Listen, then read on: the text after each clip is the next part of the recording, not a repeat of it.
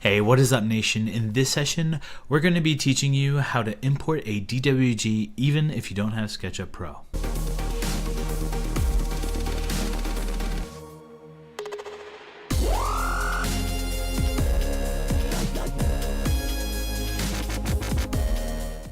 For this, we're going to be using a workaround because in new versions of SketchUp, you can't import DWGs unless you have the Pro version.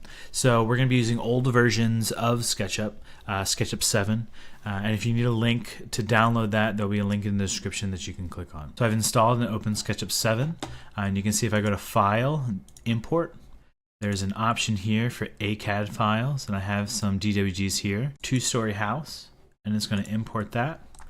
And you can see that I can select this and explode it and edit it as I would want. And then what I'm going to do is I'm going to save this as, title this, do this on my desktop, two-story house. I already made one of these.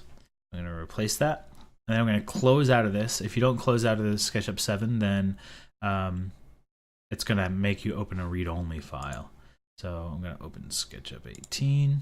Okay, and then close out of SketchUp 7, and then open desktop two-story house.